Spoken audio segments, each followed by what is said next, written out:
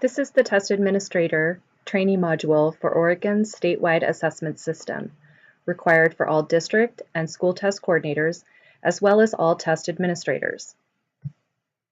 These next sections will provide an overview of the roles and responsibilities for test administrators, student participation in statewide assessments, testing environment requirements, and additional resources.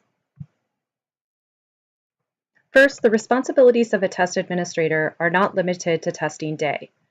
Preparation before testing should include providing students with an opportunity to become familiar with the testing format, consulting all relevant documentation for identifying which students to test and which accessibility supports to provide, as well as making arrangements for students who are not testing, such as students who finish their tests earlier than their peers during a testing session. During testing, it is the test administrator's responsibility to ensure students receive the appropriate test and actively monitor students to maintain a secure testing environment. After testing, TAs can check participation reports to monitor student progress and completion of the tests.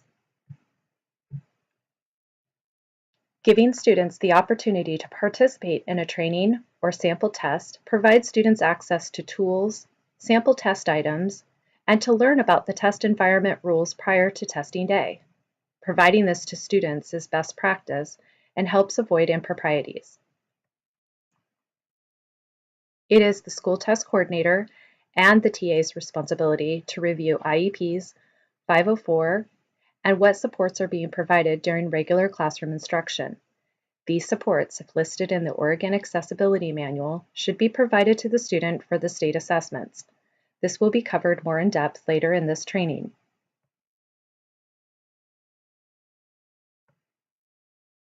The expected participation by grade level for each test subject is shown on this slide. Please note that participation requirements are set by federal or state statute, and a 95% threshold is expected for subject areas, except for the ELPA 21, where every student meeting the inclusion requirements is expected to participate. Locally developed testing schedules that adhere to the statewide assessment windows should guide TAs as to which assessments will be administered to which students and when. Please communicate and work with your school test coordinator in regards to your school level test window. Prior to testing, TAs must be aware of which supports students will need and that all preparations have been made to ensure those supports are available during testing. Awareness and planning in these areas contribute to increased student participation and lowers the opportunity for improprieties. Consult Section 6 of the Test Administration Manual for more information. As a resource in ensuring student participation, Portland Public Schools has developed a student-to-test list within the teacher's dashboard. At the end of this video, you will be provided a tutorial video on how to run this report. Again, this training will remain available during testing for your reference. Once the training is completed for the first time, you will be able to navigate to any part of the training you desire. After the trained TA sets up a testing session and students begin testing, those students must be supervised by the TA until the end of the testing session. You may not initiate a test session for another staff member and not monitor the students throughout the test session. The testing environment must be quiet and void of distractions, and educational material posted on the walls must be covered or removed. Students may only have access to supports from the Oregon Accessibility Manual that are administered according to the rules set out in the manual. TAs need to limit their interaction with students to ensure consistency in testing environments across schools, district, and the state. This includes reading the student directions verbatim, following the guidelines and rules laid out in the TAM and OEM, and never coaching students. To facilitate this limited interaction during testing, it is best practice to prepare students before testing by explaining what will be allowed and what will not be allowed in the testing environment. A secure testing environment will be addressed in more depth in the test security training module.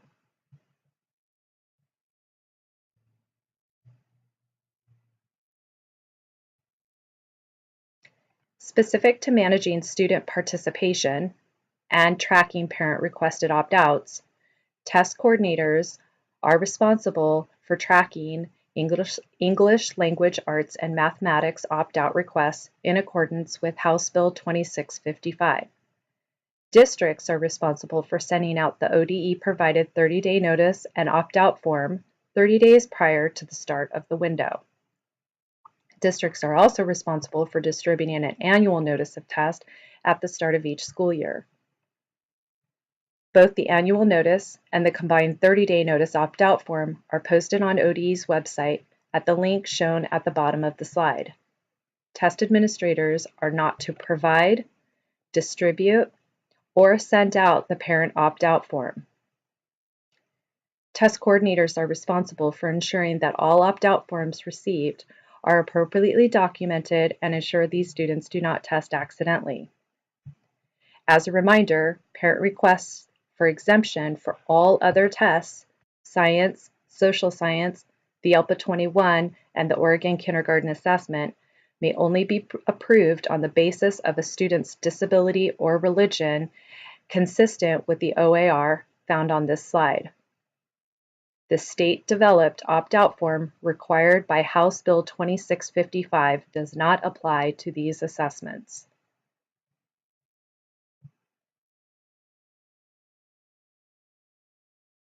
On page 40 of the Test Administration Manual, guidelines are given on what the test administrator's role is in the opt-out process.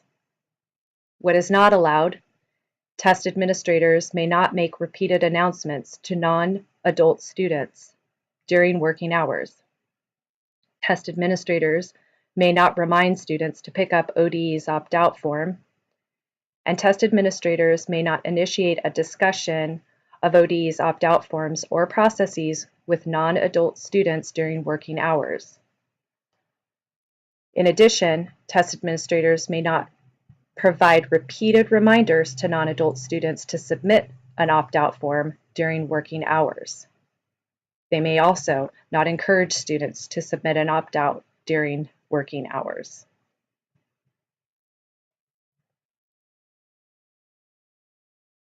At the time of this training was created, the exemption process for the 2018-19 school year had not been finalized. Please contact your school test coordinator or testing help for more information.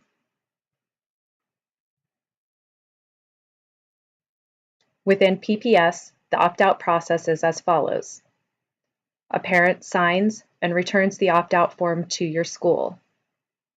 School staff will ensure that the form is routed to the school test coordinator. The school test coordinator will scan and email the form to testing help. The school test coordinator must store a copy until the end of testing at the school site. Testing help will then block the student in TIDE within 72 hours. The school test coordinator and the test administrator will ensure that students who are opted out do not attempt to launch a test.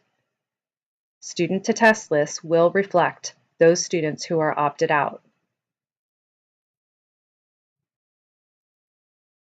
Up next, we will cover test environment.